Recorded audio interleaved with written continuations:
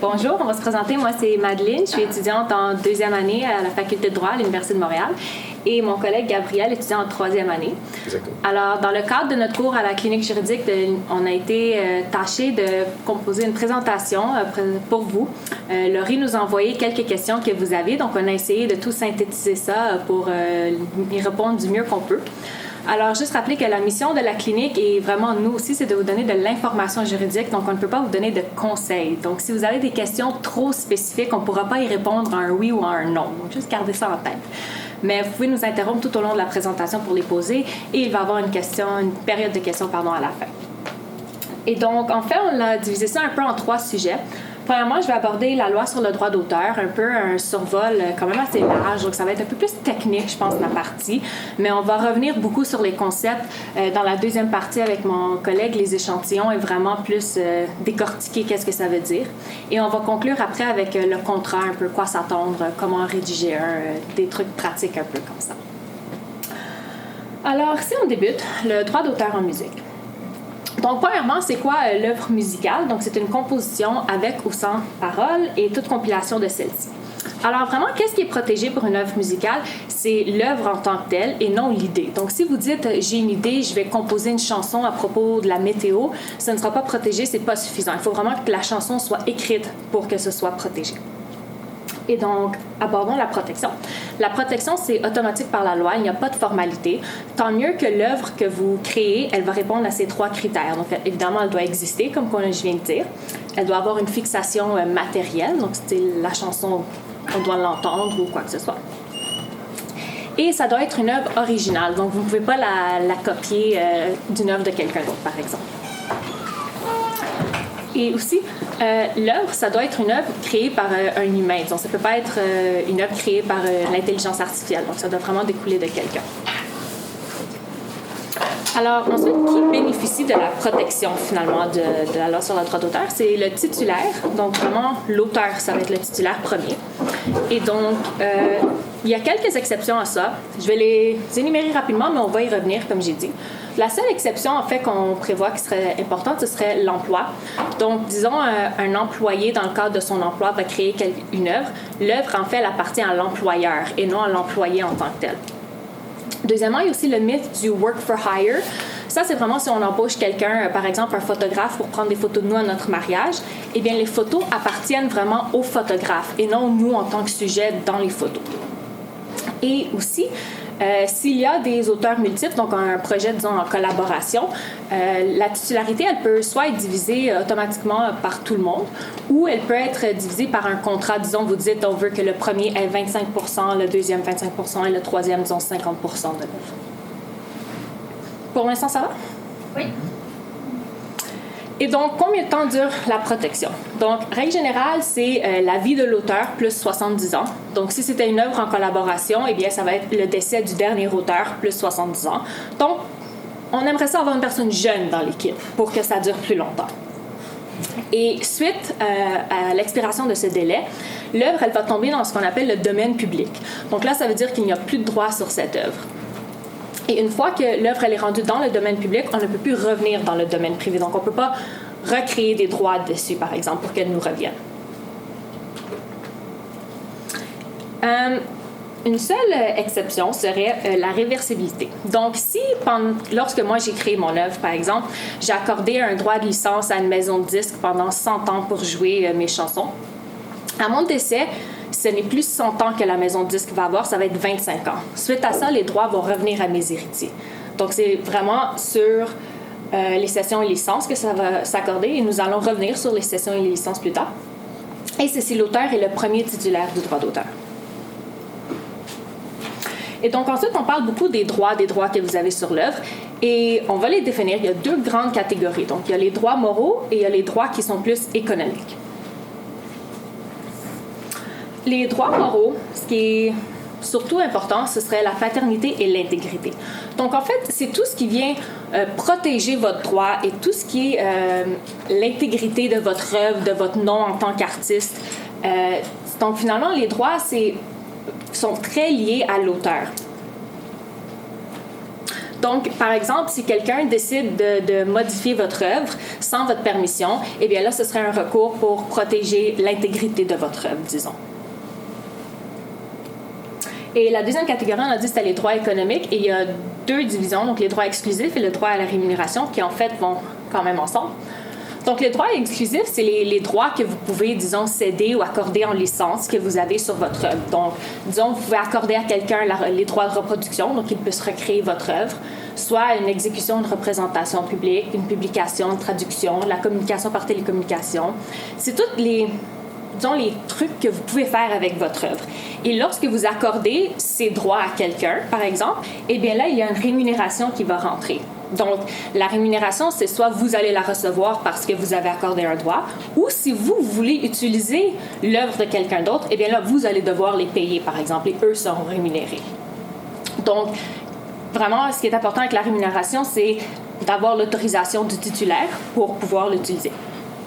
Il y a certains taux qui vont être préfixés, mais il y a aussi des régimes de gestion collective dont nous allons détailler plus tard, qu'eux, ils peuvent aider à faire cette collecte, puisque sur une même œuvre, il peut y avoir plusieurs titulaires et ça devient compliqué, on distribue les fonds à qui et comment.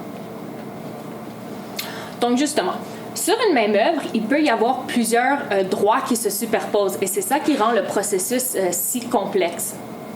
Donc, si l'œuvre, c'est mon cercle en entier, eh bien, on peut voir, il y a une partie, c'est le producteur, une partie, c'est l'artiste-interprète, une partie, c'est le radiodiffuseur.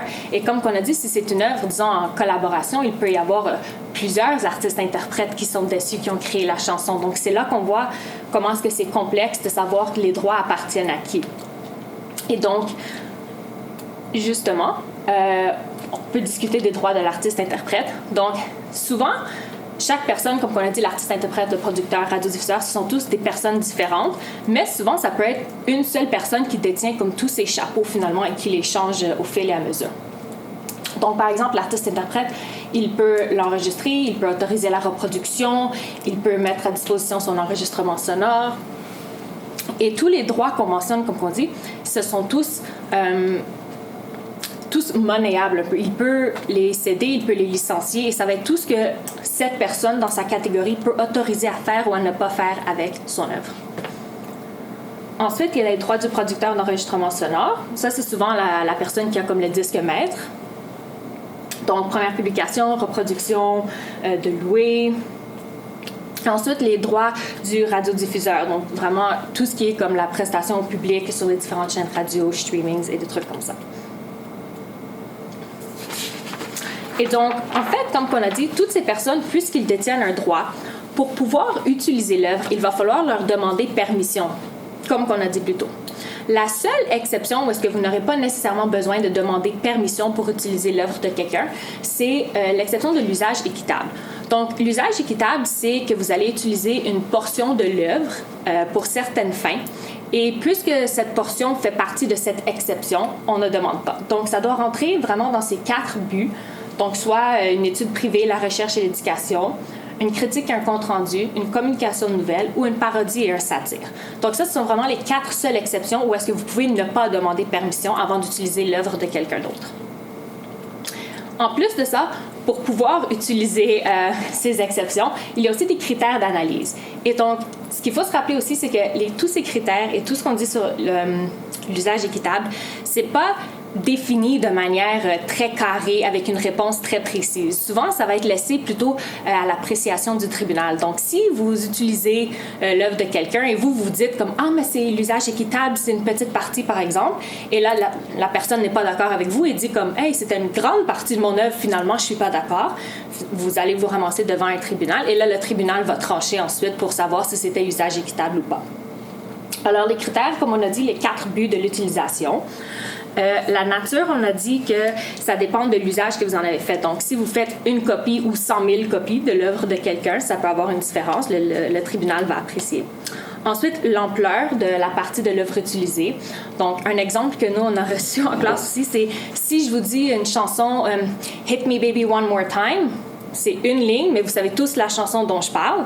Ça peut être jugé comme étant une partie importante de l'œuvre, même si c'était juste une ligne dans toute la chanson, vu la reconnaissance que, disons, Britney Spears a avec cette chanson.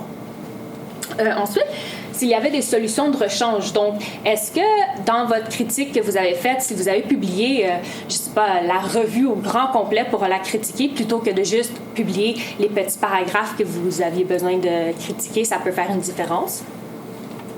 Aussi, la nature de l'œuvre. Donc, si l'œuvre, elle était confidentielle et là, vous, par votre critique, vous l'avez rendue publique et là, maintenant, le nom de l'auteur est connu, ça peut avoir une influence.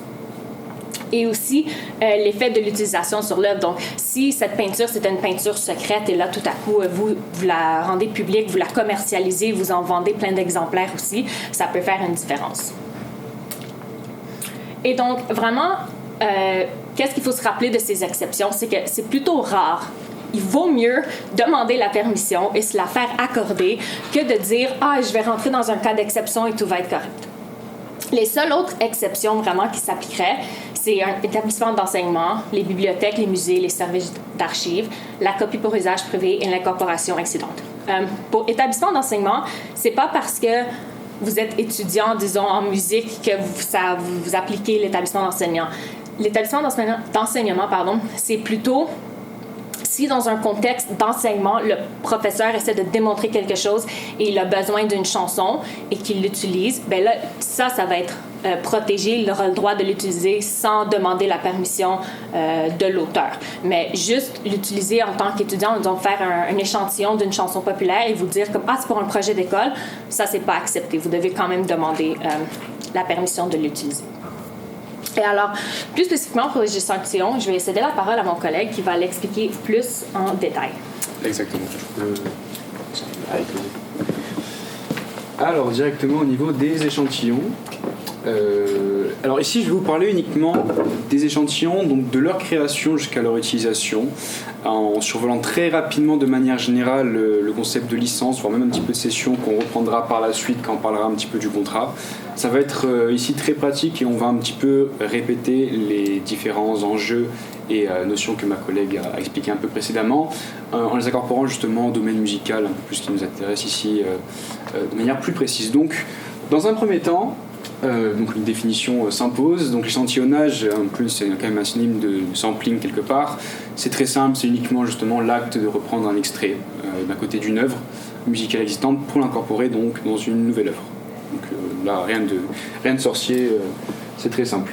Par la suite, on a quand même, c'est un principe de base que j'aimerais rappeler, donc le principe du coup d'œuvre protégée, où on a d'un côté une œuvre musicale avec ou sans parole qui est, comme mon collègue l'a rappelé, protégée par le droit d'auteur, et de l'autre, le concept justement d'enregistrement sonore à cette œuvre. Ici, il faut que vous ayez un petit peu l'image d'une pièce avec justement deux faces. Cette pièce représente un petit peu justement l'œuvre de manière générale, avec d'un côté justement l'enregistrement sonore et de l'autre côté l'œuvre musicale. Parce que ça, ce que vous allez voir juste après, ce que mon collègue a expliqué, c'est que les deux peuvent avoir des titulaires justement différents. Je l'expliquerai justement juste après. Puis l'échantillonnage, là je vais vous donner un petit peu des exemples. Ça va être le fait de prendre un refrain plus ou moins court, prendre un riff de guitare, prendre un rythme de drums. Ça varie au cas par cas et c'est génial parce que sinon ce droit serait un peu moins intéressant, mais chaque situation est unique. Au niveau de l'échantillonnage et du droit d'auteur. Alors comme je vous l'ai dit, cette image un petit peu de pile ou face, c'est que d'un côté on va avoir l'œuvre musicale, qui se définit justement comme la composition, les paroles et les arrangements justement musicaux. Donc c'est quand même une définition assez exhaustive. Et de l'autre côté, on va avoir justement l'enregistrement sonore, qui se voit comme tout enregistrement des sons excluant toute œuvre ou signal qui les accompagne. Alors en fait, ici, chaque chanson se compose justement de deux droit d'auteur. L'un se portera sur l'œuvre musicale et l'un portera sur l'enregistrement sonore. Et à ce moment-là, j'ai un petit peu mis justement des exemples de titulaires qui peuvent détenir autre que l'artiste interprète. Donc on peut avoir des exemples justement où l'œuvre musicale est détenue par une société d'édition musicale ou par une maison de disques, et d'un côté l'enregistrement qui peut aussi être détenu par la maison de disques ou par directement la société d'édition musicale. Ça dépend vraiment au cas par cas. La pratique veut que, en général, tu peux inverser, mais ça dépend vraiment, mais en général, c'est la société d'édition musicale qui s'occupe de l'enregistrement sonore et la maison de disques s'occupe de l'œuvre musicale. Ce qu'il faut rappeler, c'est qu'évidemment, dans tous les cas, et j'y reviendrai juste après, vous devez quand même demander l'autorisation à tous les titulaires pour utiliser justement l'échantillon, sinon vous serez en contravention de la loi. Et autre chose que j'aimerais ajouter, c'est dans ce cas-là, vous voyez par exemple aux nouvelles qu'un artiste peut vendre ou racheter son catalogue.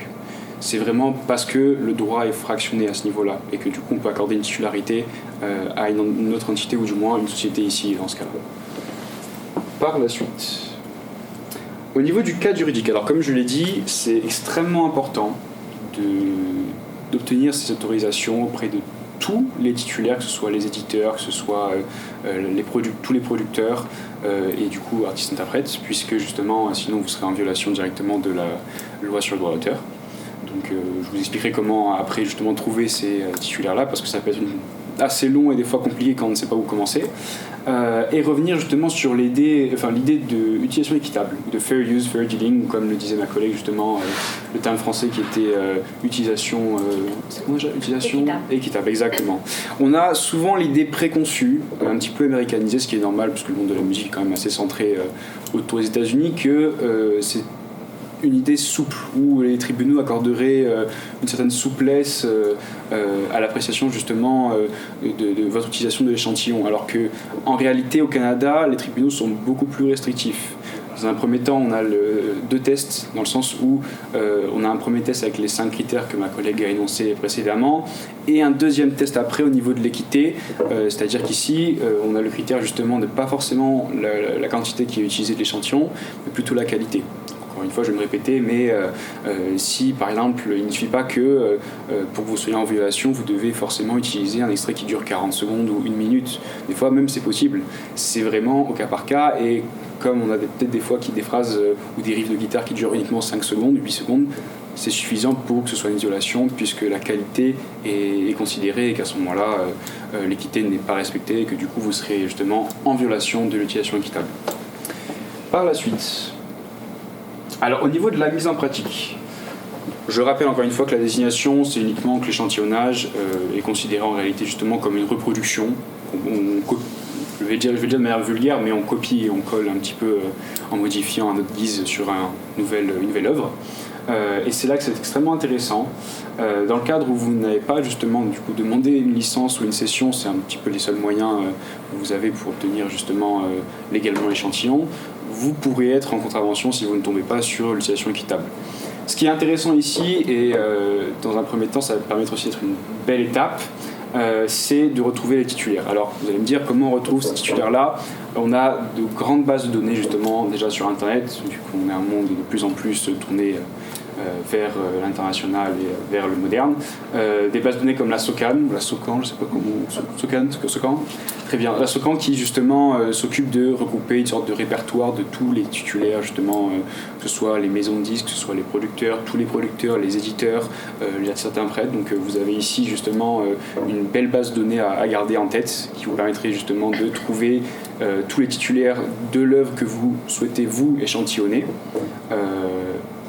Je suppose aussi que ça vous permettrait aussi de vous mettre sur ce site pour après, si jamais des artistes veulent vous échantillonner, qu'ils puissent vous retrouver directement et du coup vous puissiez leur accorder une cession ou une licence, mais ça on le verra juste après.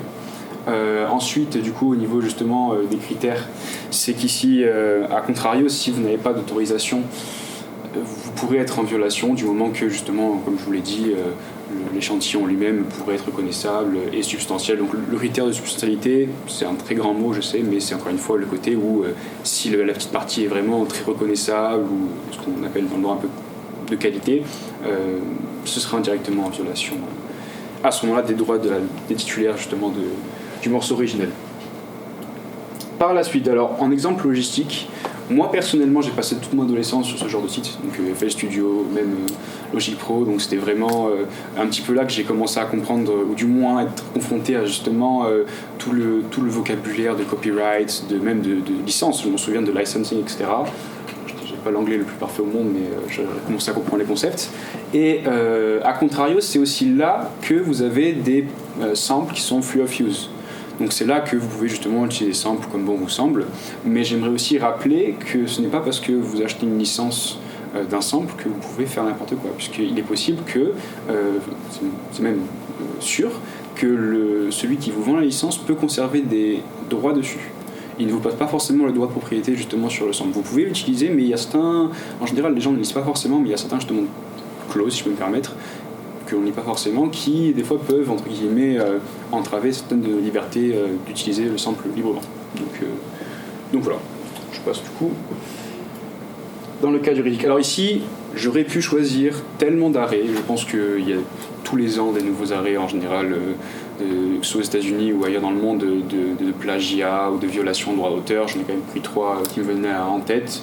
J'aurais peut-être dû prendre même des arrêts en hip-hop parce que tous les ans ça arrive où justement des maisons de disques se font un petit peu la guerre pour un sample qui n'a pas été cleared.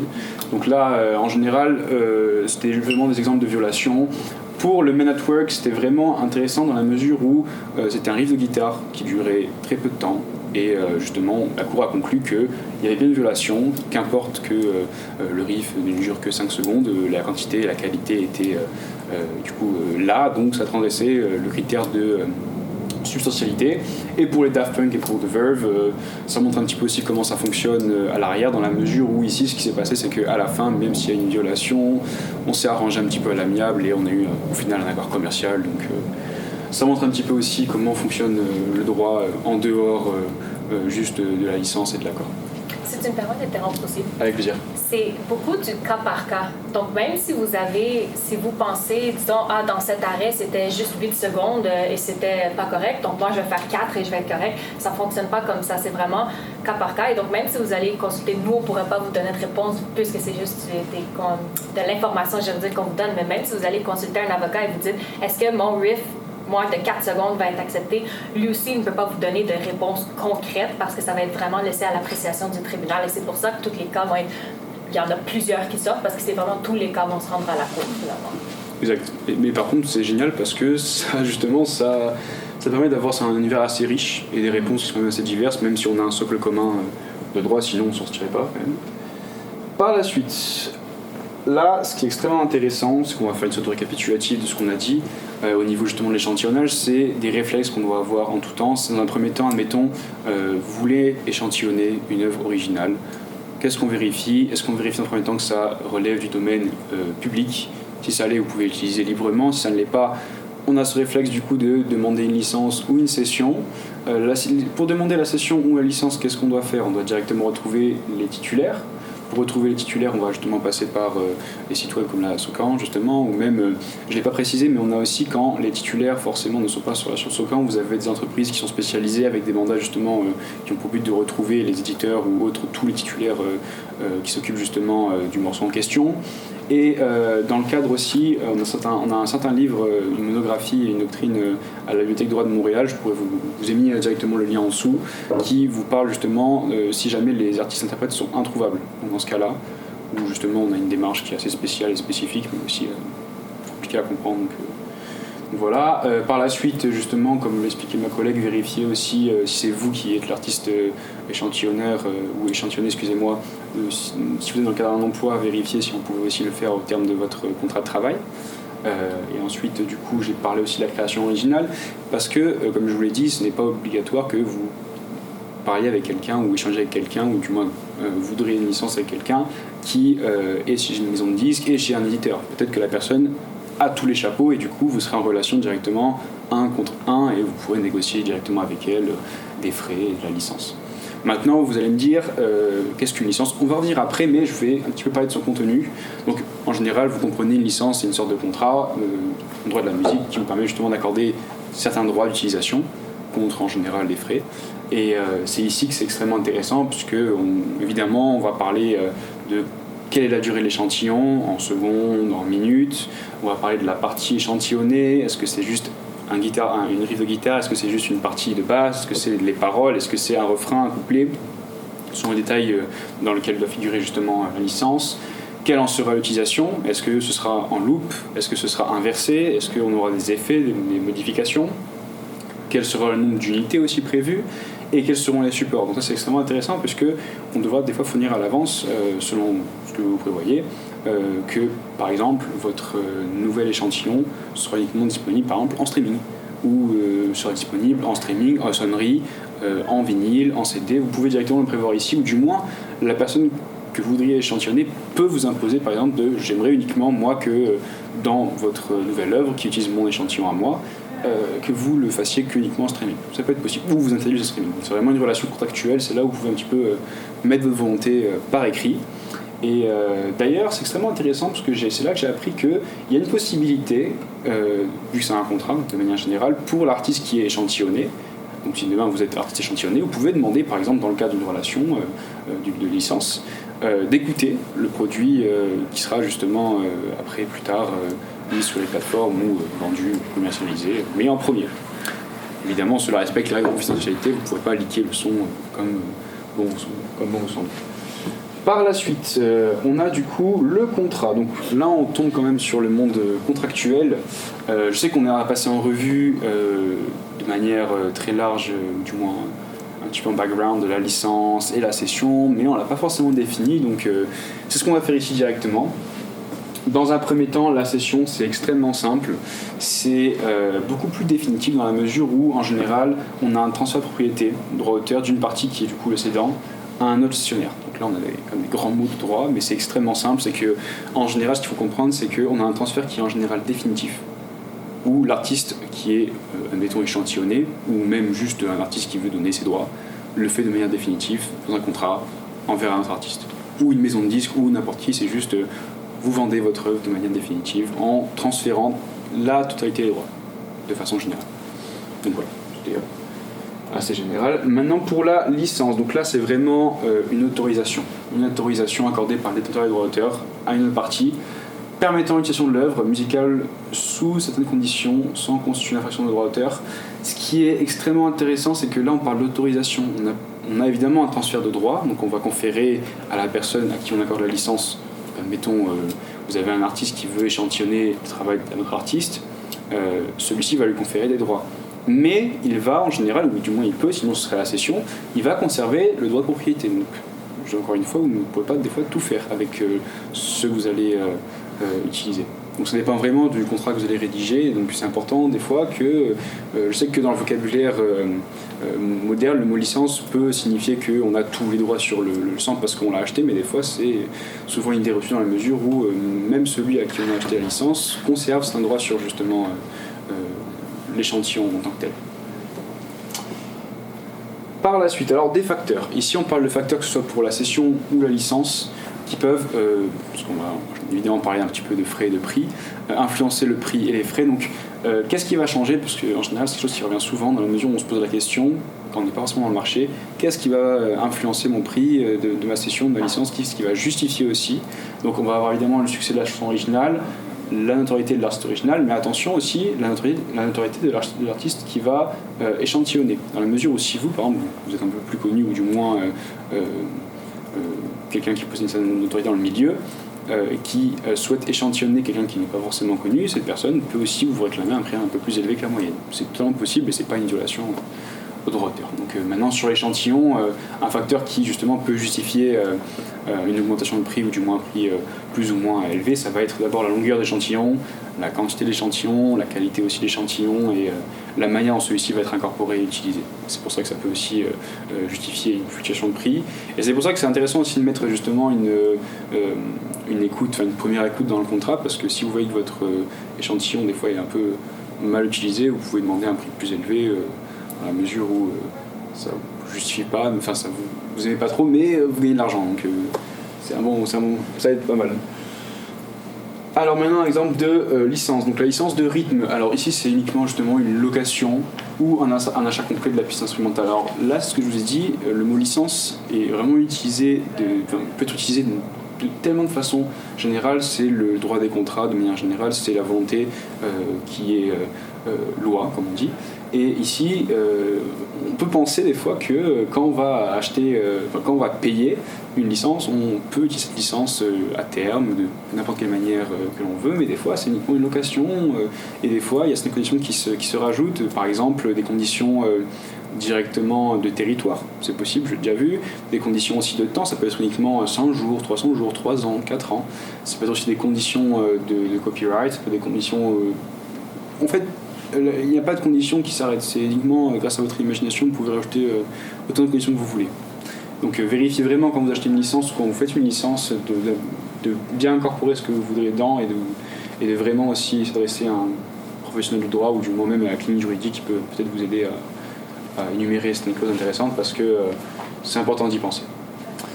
Par la suite, je vais peut-être laisser ma collègue du coup directement traiter des aspects du contrat. Donc finalement aussi, la cession et la licence, on les retrouve vraiment dans un contrat. Et quand on dit contrat, tout le monde a en tête comme une brique de papier qui est super longue, super complexe à lire. Mais en fait, c'est pas tout le temps le cas. Donc un contrat, ça peut être super simple et des fois, vous vous rendez même pas compte que vous en passez un. Si vous utilisez un site d'échantillonnage, disons, et vous cliquez comme « je veux utiliser cet échantillon » et là, vous faites « continuer », vous payez, par exemple, ça, vous avez passé un contrat techniquement.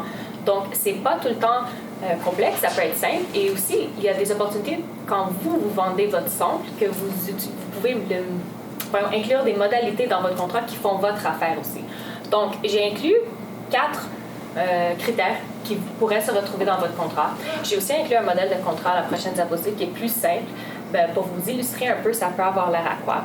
Mais ce qui serait important, disons, d'inclure, ce serait l'objet du contrat. Donc, c'est vraiment souvent une courte description de l'œuvre dont vous allez parler, dont vous vendez des droits, dont vous voulez acheter des droits. Et comme j'ai dit, si vous le faites en ligne, par exemple, vous achetez un échantillon, quand vous cliquez, disons, « Ajouter au panier », ça, c'est sous-entendu, c'est l'objet de votre contrat. Donc, c'est déjà inclus et vous n'en avez pas rendu compte. Ça peut soit porter sur une licence ou une cession. Moi, je me rappelle souvent, licence, ça commence avec un L, c'est comme une location un peu. Vous pouvez faire certains trucs avec, comme qu'il a dit, mais pas toutes, parce que l'auteur, le propriétaire, le titulaire, peut se réserver les droits. Comme on a dit au début, disons les droits moraux, le titulaire peut vous demander de ne pas enfreindre ses droits. Tandis que la cession, c'est vraiment vous appropriez l'œuvre, c'est comme vous l'achetez, maintenant vous êtes titulaire du droit d'auteur, donc vous pouvez faire pas mal qu'est-ce que vous voulez avec l'œuvre maintenant que c'est à vous. Ensuite, il y a une section souvent plus technique, disons droit, obligation, garantie. Mais en fait, c'est vraiment pour s'assurer que la personne avec qui vous contractez, elle a vraiment le droit de vous vendre qu'est-ce que vous achetez. Si moi, je ne suis pas le propriétaire de la chanson, je ne peux pas entrer en contrat avec vous et vous la vendre parce que ce n'est pas mon droit, ce n'est pas à moi. Donc, c'est souvent juste une section pour se protéger et vraiment juste garantir que la personne a le droit de faire qu'est-ce qu'elle fait dans le contrat. Et les droits et obligations, c'est tout ce qu'on a parlé plutôt, disons, les droits de l'artiste-interprète, du producteur sonore, tout ce que cette personne peut vous demander de faire ou pas demander de faire, on peut contracter sur toutes ces modalités-là. Et une modalité peut-être qui va venir vous rejoindre plus, ce serait la rémunération et la durée. Donc, comme on a dit depuis tantôt, la rémunération, soit qui va vous être accordée ou que vous allez donc payer à quelqu'un d'autre. Et la durée, donc, si ça s'applique surtout pour une licence, la durée, si vous accordez des droits pendant 1 an, vous pouvez les accorder pendant 100 ans, ça va vraiment varier. Et donc, par exemple, ça c'est un contrat super simple de 3 pages que j'ai trouvé. Si jamais vous avez besoin d'écrire un contrat, vous pouvez vous en inspirer. Vraiment, on retrouve, comme j'ai dit, il y a l'objet, la garantie des droits, la durée, la rémunération est ici. Donc, vraiment, c'est écrit de manière super simple, donc c'est très accessible. Et j'ai aussi inclus plus tard un contrat plus détaillé aussi que vous pouvez consulter. Mais vraiment, comme on voit, c'est entre les 2 parties, on a dit... Oui. Donc ça, c'est un contrat de cession, par exemple, de droit d'auteur. Exact. Et moi, comme je vous ai parlé, des fois, vous retrouvez des limites géographiques exactement là. Donc des fois, vous ne pouvez pas exporter votre musique ailleurs que dans certains pays. Donc c'est extrêmement intéressant. Moi, j'ai tellement appris ça ici, donc... des fois, je suis tombé de haut dans la mesure où je ne pouvais pas forcément envoyer la musique dans certains pays. Et donc, la partie, je pense, la plus intéressante, ce serait les redevances aussi. Donc, vraiment, il y a 3 sociétés de gestion qu'on a trouvées, la SOCAN, la SOPROC et Artisti. Ce ne seront pas des personnes différentes, mais comme mon collègue a dit, c'est vraiment intéressant si vous avez besoin de faire des recherches pour les échantillons, de commencer surtout avec la SOCAN, puisqu'ils ont quand même un répertoire de beaucoup d'œuvres, donc vous pouvez débuter les recherches ici. Mais c'est aussi, les sociétés de gestion vont s'occuper surtout de, comme on a dit, sur une œuvre qui a plusieurs titulaires, que les droits se superposent. Bien, c'est eux qui vont s'organiser pour faire, disons, 25% va au producteur sonore, 10% va à l'artiste-interprète, 10% va pour les paroles. C'est eux qui font un peu le calcul et qui vont redistribuer l'argent à tout le monde sous forme de redevance. Donc, ça peut vraiment aider aussi. Exact. Et donc, finalement, on vous a aussi inclus des ressources que nous, on a consultées, mais aussi qui seraient peut-être d'intérêt à vous. La première, bien évidemment, la clinique juridique de l'Université de Montréal. Si vous avez une question plus spécifique ou un problème plus spécifique, cette semaine, mon dossier, j'ai traité sur une remasterisation. Donc, c'est quand même des sujets super intéressants dont on peut faire de la recherche plus spécifique. Aussi, on vous a proposé un livre, Les principes généraux de la loi sur le droit d'auteur. Le livre est quand même assez petit, il est écrit super grand, le texte, il y a peut-être 100 pages. Ça prend 2 heures à lire et c'est très accessible. Comme il a dit, vous pouvez trouver les ayants droit introuvables, c'est super bien détaillé à l'intérieur. Donc, les deux, nous l'avons lu pour faire la présentation. Exact. Donc, je pense que ce serait pertinent si vous voulez en savoir plus ou approfondir vos connaissances. C'est très bien à lire. Exactement, et si jamais c'est très général, donc ça va au-delà de la musique, Oui. c'est en général pour tout ce qui est droit d'auteur, donc c'est pour tout ce qui est considéré comme une œuvre. Donc même pour la culture générale, c'est extrêmement Oui. intéressant pour vous. J'ai aussi inclus un modèle de contrat de la peine, mais qui est plus long. Celui-ci fait comme 6 pages, je pense. Donc, ça peut vous montrer comment est-ce qu'on peut détailler plus de choses et peut-être juste le relire, voir comment c'est pertinent si je veux l'inclure dans un de mes contrats. Et on a aussi mis en référence les 3 sites dont on a mentionné pour les sociétés de gestion. Exact. Et TuneCore, c'était pour les échantillons. Il décrit vraiment bien comment les utiliser, à qui demander les droits, comment faire. Donc, aussi, ce serait... Exactement, j'aurais voulu continuer, mais franchement, après, ça va être 2 heures, donc au moins, TuneCore, ce sera un bon site pour que vous compreniez un petit peu vraiment le sampling de manière générale. Même l'histoire du sampling, ça parlait un petit peu, c'est extrêmement intéressant, mais surtout la modernisation et comment il a incorporé dans le droit canadien surtout et québécois. Donc voilà. Donc après maintenant, c'est la période un petit peu qu'on attend un petit peu tous. Est-ce que vous avez des questions par hasard? Oui. Je me demandais pour le sampling, si jamais on prend un extrait audio qui n'est pas de la musique, mais comme un extrait de quelqu'un qui parle dans une interview, je sais pas, est-ce que ça rentre dans les lois sur le sampling qu'on a vu? Alors justement, c'est intéressant, encore une fois, le réflexe toujours qu'on a, c'est de voir qui est titulaire. Est-ce que du coup, au niveau justement, là c'est pas une œuvre musicale, mais ça reste quand même quelque chose qui a été fait, je suppose, dans un contrat de travail. Tu m'as dit c'est une interview? Ben sûrement, oui. Donc du coup, va falloir qui détient quoi, qui détient quel droit, qui détient justement la propriété de l'œuvre, enfin de comment s'appelle l'interview, c'est bien ça? sonore. Exactement. Parce que là, ça s'applique aussi de manière générale, je suppose, par rapport à l'enregistrement, à la capture vidéo et les paroles. Si je peux ajouter pour un extrait d'interview, en fait, il y a 2 enjeux juridiques. Il y a celui de l'enregistrement lui-même, donc qui possède les droits sur l'enregistrement, mais il y a aussi une composante de droit à l'image, dans le sens où on utilise l'image de quelqu'un, donc littéralement la voix de quelqu'un qui est une composante du droit à l'image, et on décide d'intégrer ça à une œuvre. Donc il y a aussi une composante. Est-ce que je dois demander la permission pour utiliser l'image de quelqu'un qui habituellement est oui? Donc à ce moment-ci, il y aurait 2 ayants droit à les vérifier. Ce qui est extrêmement intéressant, c'est vrai qu'on l'a pas mentionné, c'est que les droits à l'auteur se superposent. Ouais. Donc bon, là on a parlé de la supervision des droits des titulaires, etc., mais on a aussi une supervision des droits d'auteur. Donc là dans ce cas-là, on a et le sonore et le droit à l'image, et je sais que le droit à l'image, dans l'image reçue, c'est uniquement la photo, mais c'est vraiment tout élément reconnaissable, donc la voix et autres éléments aussi. Est-ce qu'on a répondu à ta question? Oui, c'est bon. Super. Oui. Et donc, ça irait de même si tu voulais comme enregistrer, utiliser comme, je sais pas, comme une marque de commerce, comme le bar du métro ou quelque chose comme ça. Alors c'est extrêmement marrant, puisque du coup on l'a eu pour le cas pratique. Oui. C'est que on a des conditions quand même en marque de commerce qui doivent s'appliquer dans la mesure où vous ne pouvez pas, au niveau de la commercialisation, vous ne pouvez pas avoir de confusion avec justement le produit en l'espèce. Vous ne pouvez pas, si je me semble, déprécier l'achalandage. Alors ça, c'est, si je dois expliquer plus simplement, c'est que vous ne pouvez pas abaisser le chiffre d'affaires.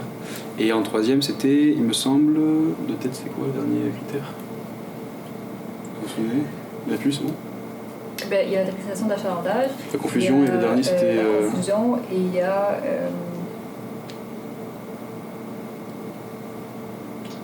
En tout cas, ce qui est intéressant, c'est que ce serait pourquoi les fins... Enfin, je peux me permettre Mais de... disons, tu voulais faire, je sais pas, une chanson qui est comme. J'ai aucune idée, je fais pas de sampling, mais. Ouais. Disons, je voulais écrire une chanson qui était comme un hymne à Montréal. Ok, parce que ce qui est intéressant... Beaucoup de métro. Exact, c'est que dans ce cas, le cadre de marque de commerce, ce qui est intéressant, c'est que de manière générale, sans rentrer forcément dans les détails, c'est qu'on ne peut pas superposer les droits du fair use par rapport à la marque de commerce en elle-même. Même si vous parlez d'une œuvre, là, c'est pas une œuvre en fait ce qu'ils défendent eux. Oui. Donc c'est vraiment un droit à part qui est le marque de commerce. Donc ah mais là c'est différent. En fait, que... moi, ma première question, c'est est-ce que ça pourrait être une œuvre? Ouais, c'est ça. En fait, c'est toujours ça. La réponse, je ne l'ai pas. Donc, il y a cette question aussi au niveau du droit d'auteur. L'autre truc, c'est que les sons peuvent aussi être des marques de commerce. Et donc, si je dis parapapapa, vous savez de quelle marque est-ce qu'il est question, vous savez avec quel produit alimentaire c'est associé. Est-ce que ça se pourrait que la STM, est-ce que ça se pourrait que ça aussi soit une marque de commerce? Peut-être. Et donc là, si on regarde du droit d'auteur, si c'est une œuvre protégée par droit d'auteur, oui, il faudrait probablement demander la permission. Si c'est une marque de commerce, qu'on considère que c'est une marque de commerce, là, il faudrait voir, tout dépendant de l'utilisation, est-ce que notre utilisation contreviendrait en fait à la loi sur les marques de commerce. Donc, est-ce qu'il pourrait y avoir confusion entre la chanson et les produits et services qui sont habituellement associés avec le ta-ta-ta? Est-ce que votre utilisation affecte la marque? Donc, est-ce que pourrait avoir un impact négatif financier sur la marque? C'est pas une réponse simple, mais c'est ça la réponse. Ça dépend.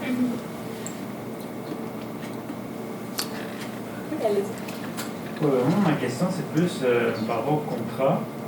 Pour rendre un contrat légal, est-ce qu'il faut simplement se fier, par exemple, à un contrat déjà existant, puis l'écrire à partir de là, ou il faut passer par exemple, un processus d'approbation spécifique pour le rendre légitime?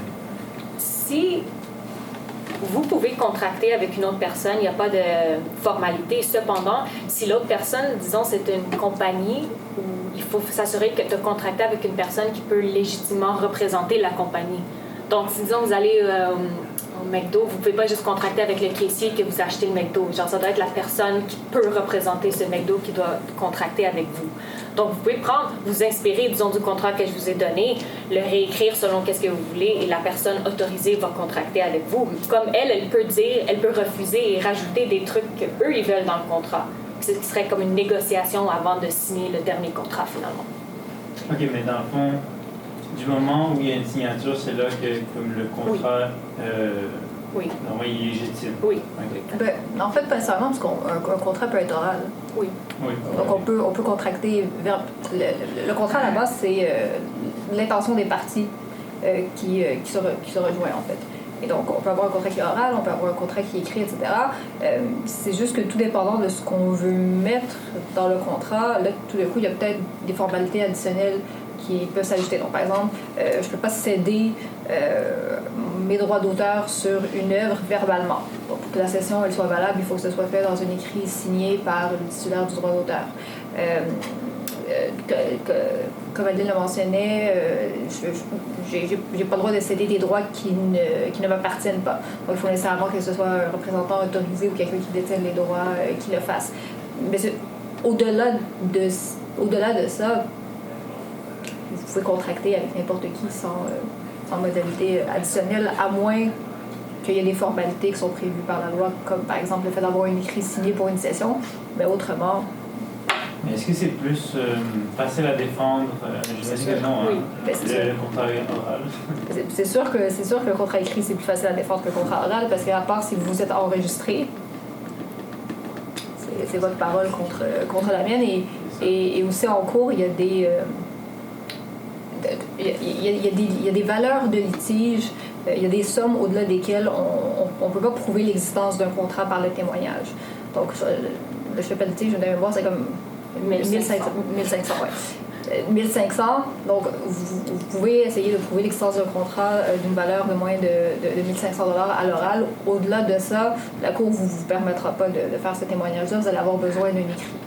Donc, c'est sûr qu'un écrit, c'est toujours mieux. Ça permet toujours, en général, de bien cerner l'attention des deux parties. Donc, vraiment, vous avez des bonnes clauses qui vous protègent, vous, et aussi l'intérêt de l'autre partie en face. Et si jamais j'ai aussi compris votre question, vous n'avez pas besoin de passer par, admettons, un tribunal pour vous valider le contrat. C'est vraiment entre vous et la personne avec qui vous voulez, ou le représentant, justement, de la maison d'édition. Ou autre. Oui, c'est vous. Est-ce que les plateformes de streaming ont des droits sur les œuvres des auteurs qui mettent leur chanson sur ces plateformes-là? Et c'est comment ça fonctionne? Alors, de manière générale, je suppose qu'il y a quand même une licence qui est accordée. Justement, par exemple, si vous parlez, je suppose, de Netflix, c'est un système américain, en général il fonctionne beaucoup avec justement des licences. Ça peut être aussi des licences, ça je l'ai pas précisé, mais on a aussi un concept justement d'exclusivité ou non-exclusivité. Dans les clauses que vous pouvez mettre dans votre licence, bon, session c'est autre chose, mais dans la licence vous pouvez justement accorder exclusivement votre œuvre, ou un échantillon de l'œuvre, à une plateforme.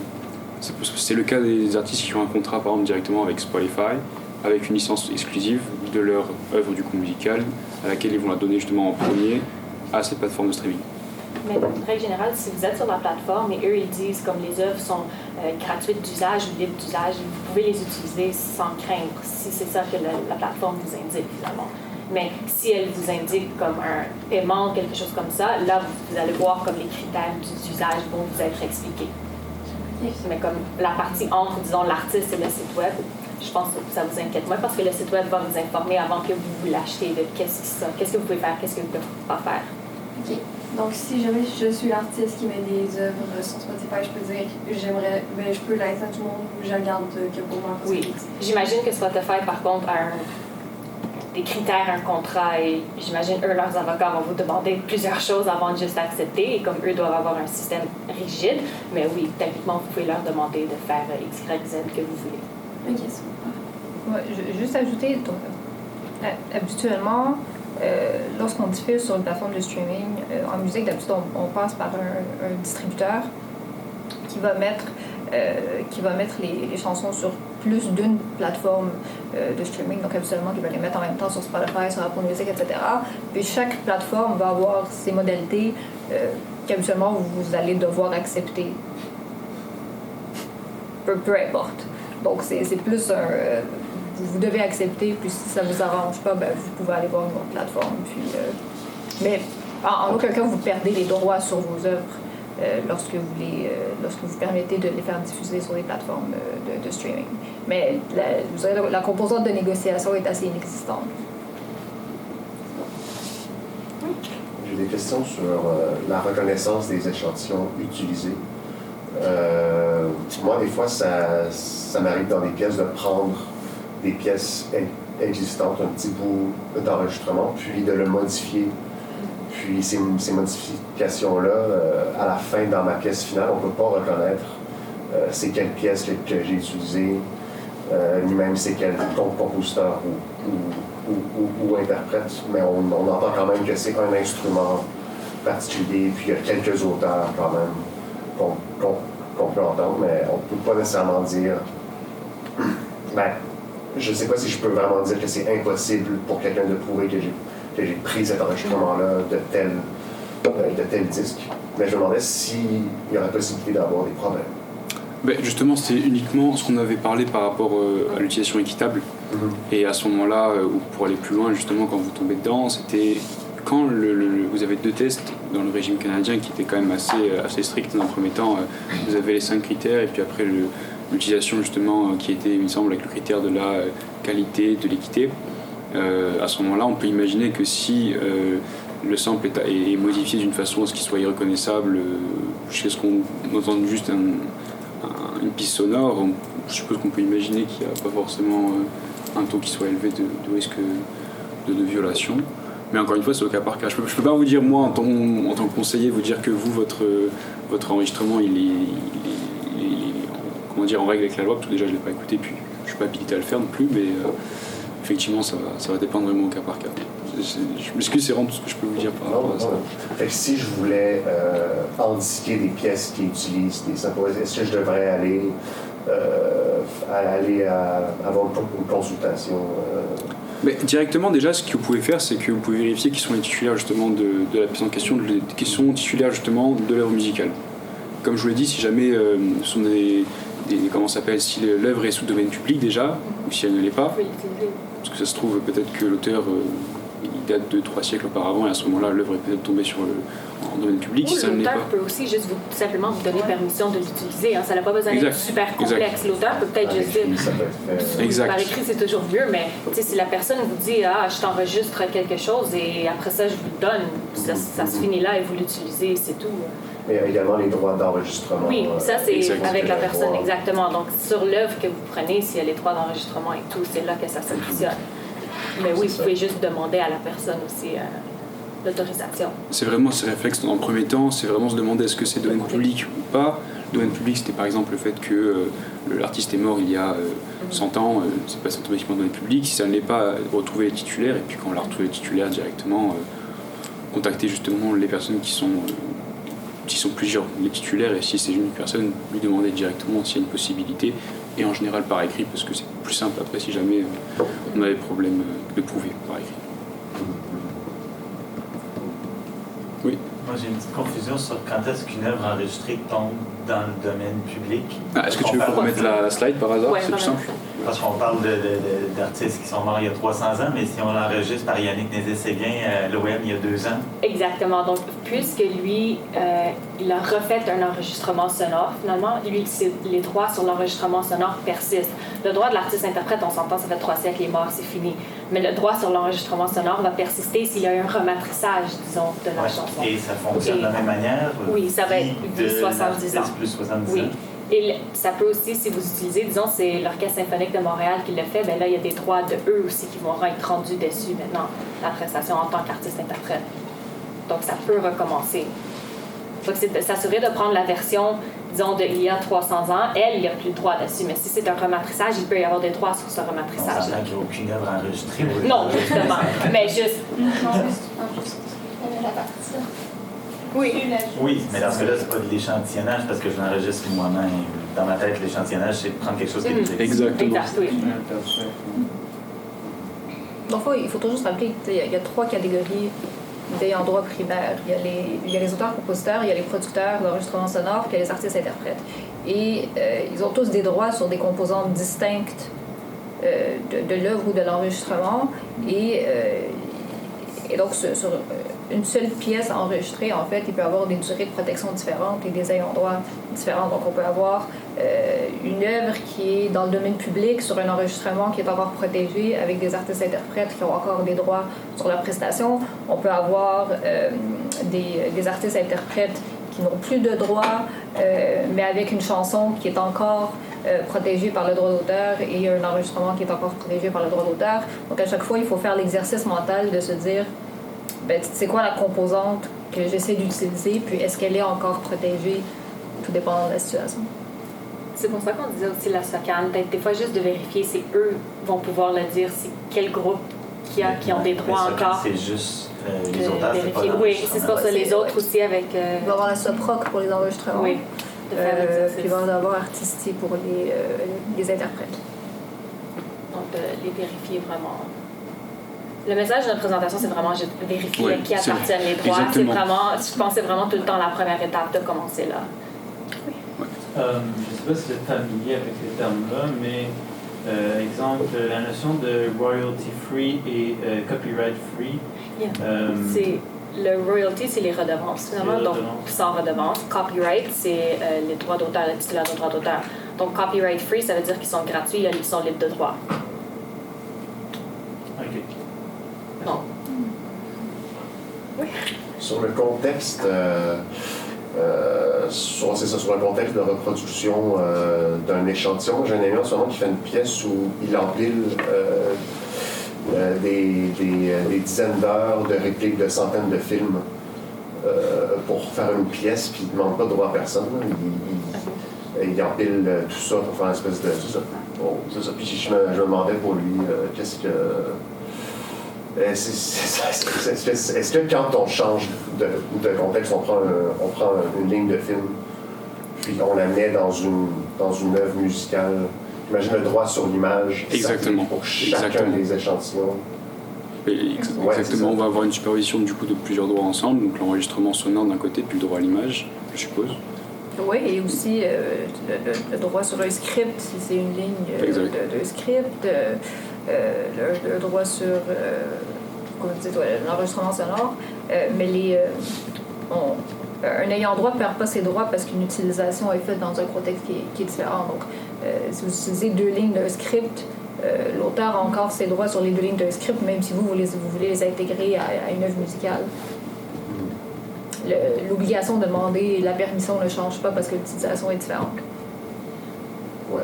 Puis si c'est une utilisation qui est non commerciale, par exemple, dans un musée ou Ouais, Ben, mettons dans un musée, je il y, sais pas, ça il y a- il y a des exceptions pour certains établissements comme les musées, puis, puis certains autres établissements, mais purement le fait qu'une utilisation soit non commerciale ne fait pas en sorte qu'elle est exonérée de respecter la loi sur le droit d'auteur. Je me demandais juste si la ligne qui utilise fait partie d'un film qui dure 2 heures, puis s'il y a quelques secondes, est-ce que c'est pas une utilisation équitable à ce moment-là? Je sais répondre. Justement, ça rejoint le concept de ce qu'on disait, parce que ça fonctionne un petit peu pareil, c'est que c'est la qualité. Si c'est justement I'll be back, C'est ben, là, tout le monde connaît, ben, exactement, donc ça va vraiment dépendre aussi de la qualité, quoi. Puis c'est dur même d'aller consulter un avocat pour clearer ce genre d'utilisation, parce que la vérité, c'est qu'on peut tous avoir des opinions différentes, puis ultimement, ben c'est ça va un cours, c'est un juge qui va décider, puis ça sera tel que tel. Donc, Encore là, il faudrait demander, c'est ça? la règle de base, c'est qu'il faut demander. Ouais. Oh non. Oui. Aussi, on m'a déjà dit que pour un enregistrement sonore, ce qui comptait, c'est 70 ans après la première gravure sur un substrat. Est-ce que c'est une erreur? Ça dépend s'il y a un rematrissage. La personne qui fait le rematrissage a un nouveau droit sur son enregistrement sonore. Donc, le 70 ans recommence sur cette partie-là, finalement. Mais c'est la première impression. Après le 70 ans, des années 50, par exemple. si ça fait plus de 70 ans, elle se retrouverait dans le domaine public. Oui, hein. Okay. Mais sur la partie, le rematrissage, ça, c'est encore protégé. C'est oui. pour commencer. Oui. OK. Est-ce que vous avez une question en arrière? J'ai vu votre Oui, j'ai main. une question. Mettons que je fais un devoir et que je demande à la personne genre une licence. Comment je fais pour savoir si son prix est trop haut ou si je fais un bon deal, tu sais, parce que je connais pas les prix. Tu sais. Comment je pourrais m'assurer que je ne me fais pas arnaquer maintenant? Vous avez quand même, je suppose, à Montréal, des nombreux syndicats de musiciens qui peuvent vous aider, je pense, par rapport à ça. Je ne me souviens plus de l'organisation, il y en avait une qui vous permettait justement, par rapport aux redevances et par rapport aussi aux frais de licence et de cession. Mais déjà, rien que par rapport à ce que je vous expliquais, par rapport aux facteurs, par exemple, si vraiment c'est, je suppose, 5 secondes et que ce n'est pas forcément central pour votre échantillonnage, si ça coûte plus de $2000, par exemple, vous pouvez, en tant que personne raisonnable et raisonnée, dire que c'est peut-être un petit peu trop cher. Mais c'est aussi un petit peu la côté des contrats, c'est que chacun doit négocier un petit peu son gagne-pain. Donc vous avez quand même sur Internet de nombreux sites web, j'aurais peut-être dû les mettre ici, mais beaucoup d'associations syndicales. Je pense que la PEM que vous avez mis dans votre diapo peut donner des barèmes, mais c'est quand même complexe parce que je ne ferais pas la même chose pour un 5 minutes de Britney Spears ou un 5 minutes de quelqu'un qui est complètement inconnu, puis avec une chanson qui n'a jamais été publiée ou quoi que ce soit. Donc, se faire arnaquer, c'est très subjectif comme, comme élément. Donc, ouais. J'imagine qu'il y a des standards par rapport à ça, par contre. C'est un peu comme la guilde a des standards. C'est-à-dire des barèmes dans le sens où dépasser tel montant, on serait dans l'illégal? Ben, je sais pas, mais comme c'est un base. C'est vraiment. Comme suggéré. C'est la jungle. C'est juste la jungle. Non, parce que c'est un chaos total. Je pense que la PEM donne des barèmes, mais encore là, un barème, c'est un prix plancher. Donc, c'est un peu comme les conventions collectives de l'UDA. Vous pouvez payer le frais minimum de l'UDA ou vous pouvez payer Guy Lepage 8 fois le frais minimum de l'UDA. Donc, Pour revenir à son point, tu parlais d'utilisation dans le cadre d'un devoir. J'ai pas compris. J'ai pas compris. Je faisais mes devoirs de faire tes devoirs, ok. Ouais. Parce qu'il y a aussi la notion, on ne dira peut-être pas ici parce que c'est une clinique juridique, mais dans la mesure où ça reste privé et où sans diffusion, il n'y a pas trop de questions à se poser non plus. C'est à partir du moment où ça devient public, puis oui, il y a possibilité d'avoir de l'argent, où là, les conflits peuvent arriver, puis c'est là qu'on peut être pris en cause aussi. Je pense, me corriger si je me trompe, Maître Tori, mais même quand il n'y a pas d'aspect de commercialisation, vous pourrez quand même vous exposer à des violations sur le droit d'auteur. Oui, évidemment. C'est juste que si le rayonnement est minimal, le risque est minimal. Oui, ben en fait, dans la loi sur l'auteur, il y a l'exception de copie privée aussi. Exact. Donc, faire une copie d'une chanson pour son propre usage personnel, sans diffusion, etc., c'est légal. Puis le régime essaie de se repayer à travers ça, notamment en faisant payer une redevance à l'époque aux gens qui produisaient des disques vierges et des disquettes vierges, etc. Mais la copie privée, c'est une exception. Mais ça serait comme toute loi, finalement. Si personne sait que vous l'avez brisé, vous ne l'avez pas brisé. Ça revient. C'est comme un peu ça. Sauf que là, vous ne l'auriez pas brisé. C'est ça. J'ai une question bonus. Allez-y. L'utilisation d'extraits sonores dans les réseaux sociaux là, pour faire les Instagram, les TikTok de ce monde, est-ce que c'est un vacuum en ce moment? Où les plateformes comme Facebook payent des droits parce que c'est souvent lié à des plateformes de streaming, j'imagine, là.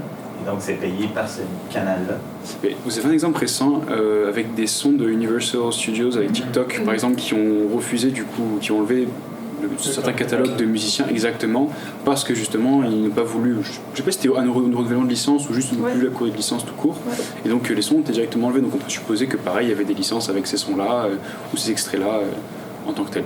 Et oui, absolument, les plateformes vont avoir leur entente de licence avec diverses maisons de disques, et donc on pourrait être capable d'utiliser un son sur une plateforme et publier le même contenu sur l'autre plateforme puis voir le son être complètement enlevé, en tout cas parfois. Puis en plus, ce qui est entre guillemets, génial, je sais pas, mais c'est que souvent la personne qui détient Instagram et Facebook sont aussi les mêmes personnes. Je sais pas si du coup c'est les mêmes dirigeants aussi pour TikTok, etc. Mais du coup vous avez affaire à, comme je dis, un seul représentant de l'entreprise. Ça va après pour toutes les autres, donc c'est très rapide. Oui. Vous avez d'autres questions par hasard Ok, super. Moi, je me demande peut-être, genre. Pas de souci. C'est dans un contexte de recherche, c'est pas comme un contexte de commercialisation ou quoi que ce soit. Est-ce que c'est différent, par exemple? Parce que, admettons que, tu fais une recherche, tu veux pouvoir la mettre. La partager au monde, cette recherche-là? Alors il me semble que la recherche de manière générale privée rentrait dans les exceptions justement. Je vais revenir. Ouais, je vais vous mettre la slide sur. C'était après ou avant, dis-moi? Avant. Ok, non. Non, après là. Après alors. Avec justement toutes les exceptions, on avait recherche des privés. Alors. Ouais, c'était juste après. Ah non, c'était après ça, ouais. C'était exactement là. Ouais, recherche, oui. Justement, vous avez une sorte de liste d'exceptions justement ici. Pour l'utilisation équitable, mais ce sera encore soumis aux critères de la prochaine diapo, les 6 critères, et que le tribunal va juger si c'était un usage équitable. Mais en général, quand vous êtes dedans, vous avez de grandes chances. Vous rentrez dans l'usage équitable, donc.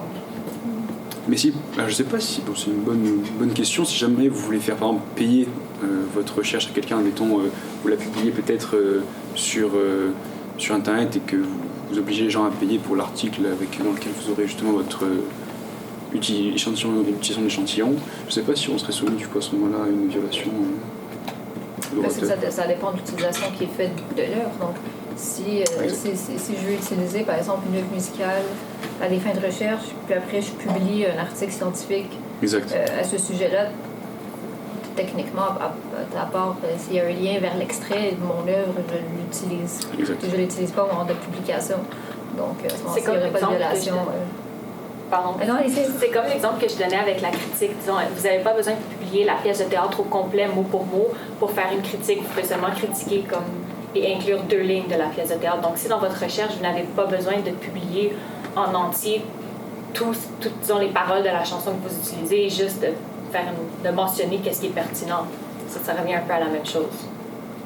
Mais vraiment, il faut rentrer dans les critères, comme on a dit, l'ampleur et tout. Mais comme que Maître Doré a mentionné, si c'est pas pertinent, vous pouvez le faire sans. Avec plaisir. Est-ce que vous avez d'autres questions par hasard? Ça le fait. Ouais, super. En tout cas, si jamais vous aurez tout en ligne pour vous, il n'y aura pas de problème et vous avez surtout les sites à la fin qui peuvent vous aider si vous avez d'autres questions. Donc, c'est un plaisir en tout cas. Merci. Merci à vous.